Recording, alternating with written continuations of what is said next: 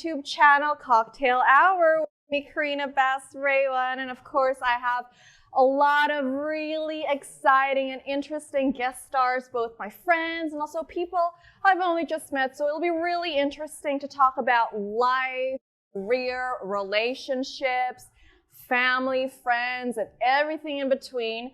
So you'd really want to stay for this. And of course, for my very first episode, I have someone very important to me with me here today. Someone who inspires me every day, someone I look up to like no other, my big sister, Caroline Soerachmat. Hi, everyone. Woo! Cocktail Hour. I love this. Is so you, babe. This is so me, and of course, no one else I'd rather have. My first episode. Thank you for having me. Thank you for this girls' time. By the way, Cocktail Hour. I mean, I'm gonna like subscribe to this definitely because it's my girl first and most and for all. But of course, it is going to be like legit, you know, women empowerment right here, talking about life. Look at you. And women. Cheers to that. Cheers to that. To you. Cheers to you. Oh my How God. are you, by the way?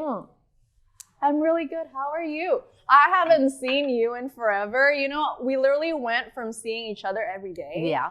Right. To like being apart for like months. I mean, you know, we are working in the same workplace, by the way, right? We are a news anchor in one of the news outlets right here in Indonesia. Yes. That's the first time I met with Karina. We have a very part age gap, by the way, but again, like the first time that we met with each other, we knew that we have the chemistry, we got the click. I know. And she just became my little sister. My gosh. Do you remember the first time we met? We were doing the reading for SeaToday. Right. And you were there. And of course, I had to pick a seat right next to her because I was like, oh my gosh, who is this gorgeous girl? And she was wearing, I remember you were wearing this like brown cream, like set, like knit set. Kind of what I have on now. This outfit is inspired by the first outfit I saw her in. And I just thought, oh my gosh, she looks so good. And literally, the first thing I said to her was, it wasn't even like, hi, what's your name? Or like me. No, I was like, I'm a big fan of you. I remember I said that. Like, Karina, I rooted for you. Like, I rooted for you, dude. Yes, and I was like, oh my gosh, I love your outfit. Where'd you get that from? And I knew right there and there we were going to be like friends forever. Like, that was it. Besties, sisters, Besties, and like, what, a year and a half? Yes, just a year and a half. Ago? Like, sometimes, like in life, you don't have to have that someone that you've known for so long to know the real depths of your life, right? For just like a year and a half that we've been through. But I actually know your siblings. Yes. Long, like way before I met you. Yes. So like what a coincidence. California girls right here, California girls, exactly. So see, you know, it's such an honor having you on my first show. And you know, like I mentioned before, you're such an inspiration to me and I look up to you like so much. And so, I mean, for our viewers, can you tell us a little bit how you got started into your career now? Like, how did you get into broadcasting? Because you were in the U.S., right, initially? Yes. Yeah, I was born and raised in California, where she was also. Cali girls. Right? And then I moved back to Indonesia. Well, I went to high school here, by the way. Okay. Because I asked my parents, because I have both family lives here, right? Right. All my dad's family lives in California, in the United States, and my mom's family here in Indonesia. So I want to try out wearing the uniform, the puti abu-abu or the white and gray. That made you want to come back? Yes, really? because like I've been watching like the TV shows and whatnot. It just seems so cool to wear that uniform and whatnot. Yes, I went here for my high school. My first taste of broadcasting, I was invited to be a radio jockey at one of the a radio station here. It's Prambors FM. It was like, you know, the young and hip radio station. Very you. I wanted to be a lawyer, by the way, because I love to talk. Like, you know how we love to talk, right? You would make a pretty good lawyer. Pretty damn good one. I mean, this episode should be like 5 episodes just between you and me right here today. And then I tasted that first taste of becoming a radio jockey, and then I knew like for that split second I wanted, you know, to be in this industry and broadcasting. Yeah, because you got to be you. Yes. Right? Like, just I mean, you are this like bubbly, lively. Yeah, you can talk about life. And that's what I like. You can really influence people. Right. And you don't have to fake it. Exactly. Right? Like you don't have to be someone else. Exactly. Like right now, we're being us. Just be honest. This is how we truly are. Truly. We can talk nonstop, by the way. I know, it's a whole party when it's just, Caroline and I. Yeah, so it started from that. And then Uh-huh. I went back to school at UCLA, came back here. I went for MTV Indonesia as a VJ. And then I went back to Washington, D.C. for Voice of America as an international broadcaster. Went back here to Indonesia, met my husband. So I got to live here in Indonesia because he's a police officer, by the way, here. Wow, what a power couple. What a mix right there. So I went to a couple of TV station and I landed in SeaToday with you, and I felt so blessful. Wow, what a journey. You. Yeah. You've had a pretty impressive CV, I feel like. Y'all, no, you were a baby. Her, you were a baby when I started. Well, how old are we apart? Like I'm 38 within a couple of days. No. Oh, yeah, that's right. Right. So we're like 10 She's years. a Gemini. I know. So we're like 10 years. 10 different. years. That's right. A decade. 12 years. That's not bad. Right? I've seen those. P and me. Yeah. He's gonna come to the show, by the way. Oh yeah, he will. P double. P, you're next. That's true. Well, you have a very successful career in broadcasting, but something else we also bonded over is your love for fashion. I do. Right? Right. Y'all, look at her. Thank you. Boss lady right here. Dude. It's so effortless, it's chic, it's classy. Well, we have a different kind of fashion sense, though. You're very, eclectic and very bright. You're very boss lady. I'm very like monochromatic, very neutral colors and whatnot. But you make it work. You're like, But you're the girl no one wants to miss. Like, don't mess with my sister. I'll do it right there in front of you. She's right there, right in front of me. So, and you have your own line. I do. Right? Yes. Caroline Soerachmat. Yes. CS. It's an abbreviation of my name, CS. Yes. I made this, I call it a modest fashion, brand, because I do make headscarves, but it is for... Like what you're wearing now. Is Right. this from your own collection? Yes, this is CS too. Oh my right. God. But I want it to be inclusive. So for Right. those who are not wearing hijab, they won't be scared with this brand too. Because I remember... Yeah, I can wear it too. Yeah. You can use it too, for any occasions and whatnot. Because I feel like sometimes, especially right here in Indonesia, for modest fashion brand are only allocated for those who's wearing hijab, right? Yes. So I wanted for those, who has not wear a hijab and they want to try, something like for me, even though I'm already wearing it, I'm still saying that I'm learning how to wear it. Right. Because I think because you can turn that into fashion, right? Yes. It doesn't just have to be the basic, Right. hijab that you can really Right. play around with. Yes, it, and that's right? the first thing when I converted myself to want to wear a hijab. Yeah. I don't want to lose my fashion sense. That's like the first thing. I don't want to lose it's myself. It's a part of who you are. Yeah. Right? Yes, Yeah. so I can't let that go in a way. And I think the first concept for me when I want to wear the headscarf, when I want to cover myself, Yeah. I have to cover my heart.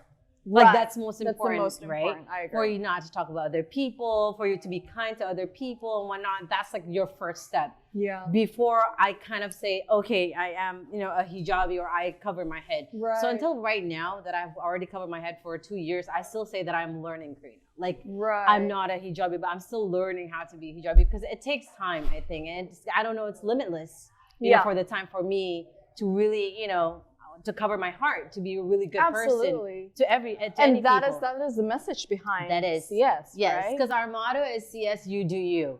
So whatever I love that. the products that we cater to you, you do you. You don't do have it to yourself. change who you Right. are Yeah. to be able to Correct. fit in. That's actually really interesting because you travel a lot. Yeah, we do.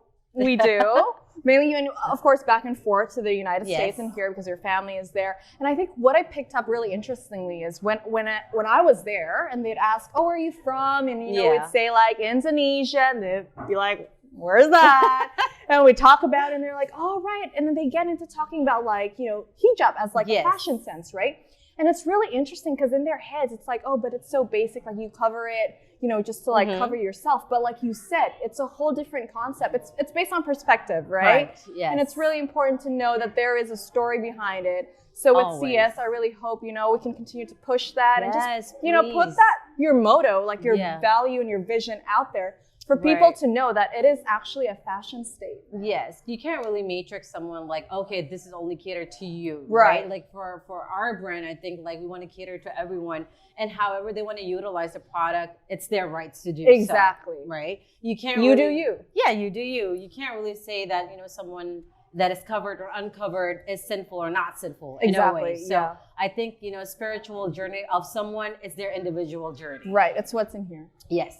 Yes. Very inspiring. Well, see, I've mentioned like 10,000 times earlier, you are such an inspiration. You do too. I remember you're like my younger self, I think. That's how, that's how I think we connected, because I see you as me like back in the day. Back in the day when I was still single and whatnot, See, that's exactly it. I feel like, you've really sort of guided me through a lot of situations, I think is the word. I was trying to find the perfect word to describe, but yes, situations.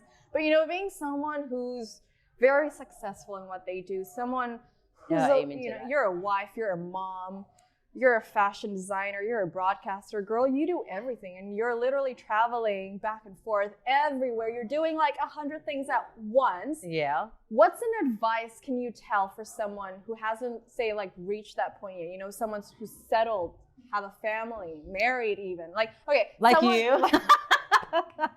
I really didn't want to single myself out. I'm sure, a lot of our viewers would want to hear this too. But yes, like me, as being one of them. If I would say something to you or my younger self, I would say, do what you want to do to your maximum capacity. Because what I can say, people always say this is so biased. Once you're married, you have to take care of your husband and your kids and whatnot. But it's like it's meant. It is. You as a woman, that's what we're supposed to do. I agree. It's not something that's it is our responsibility. But again, motherhood and wifehood is gonna come to you. Yeah. I think we were born naturally to be a wife and a mother if you chose to, because there are other women that doesn't want to be a wife and a mother, and that's okay too. Yeah. I mean, you live what your womanhood and really what transpires to you. But for me, I choose to be a wife and I choose to be a mother. And I knew that when I chose to marry my husband, things would change. But the first thing that I told my husband is this: I love to work. I love to be creative. Yes. So if you are kind of looking, especially right here for the Asian or Eastern, communities, culture, if you want to have a housewife per se, I'm not the woman for you. So we could just, straight it out away, because I don't want for us to jump into the wagon, right? Right. For us to get and then married, decide and then later. You're like, you got to talk. Right. Talk it out. Yes. That's really interesting. So I was just about to say, like, especially like you and I, we're such, I don't know, what's the word? Hustlers? We love, the busyness, the hustle and bustle of having something to do every day to expand our creativity. And so I guess, like you said, one day, I would love to get married and have children one day, start a family. But I guess for now, and for, of course, our viewers out there, while you still have that time for you to be yourself. Right. Because this is just you and yourself right Exactly. now. Like, focus on you. Like, and so when you do settle down, you don't look back saying, oh, gosh, I wish I'd done that. Exactly. Right? And you've lived your life. And that's what I've done. I got married when I was 29 years old. And living here in Indonesia, that's kind of already like, past your time already, I'm 26 now, and people are like, you still have a couple of years. 3 years. 3 years, guys. Karina, don't you think it's just so different back in the States, right? People are getting married 30, 35, 40, and they don't mind. You're living your life at 26, right? Yeah. But here, you're kind of like being asked, and I think it's mandatory past 25 that you should get a husband and get married and have kids, right? At that time, I kind of controlled myself, and I thought, hopefully, and I always ask my parents, is it okay? Right. And once my parents already give the go, like, you do you, like my dad told me, like, you went to school so hard, you expand your wings until you think it's right. And until you meet with the right person, because that right person is the person that you not look for, but he will just be there at that perfect time, at that perfect moment. I need a drink, y'all. Cheers to that. Cheers to life, girl. Cheers to life. Well, see, that was very insightful. A little heavy, so we're gonna go finish our drink. But before we sign off and enjoy our cocktails, if your kids were to watch this, say 10 years from now, what would you tell them? Oh, my kids. Wow. Your little princess, I especially. know. I have 2 boys, Ryan and Razan, and Rashida Camille. Bless them, so cute. What I would love to say to you, my 3 angels, that your mom and your papa loves you very much. And, always be kind to people. Always be kind to people. Be passionate what you love. Do the right thing. And I think everyone has that little heart. When they do something, they know it is the right thing to do. Always listen to your little heart.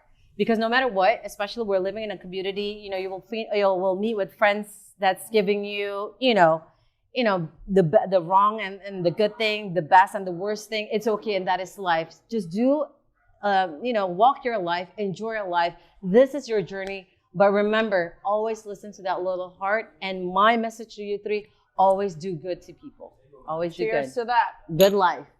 An inspiration right there, ladies and gentlemen. Well, guys, thank you so much for tuning in. Carol and I will be signing off. I can't even speak anymore. That was one heavy session. I need to finish this first. And so we will catch you next time, but don't forget to comment, like, and subscribe down here, and I will catch you on the next episode. Cocktail Hour. Cocktail Hour. I love you, babe. Love you.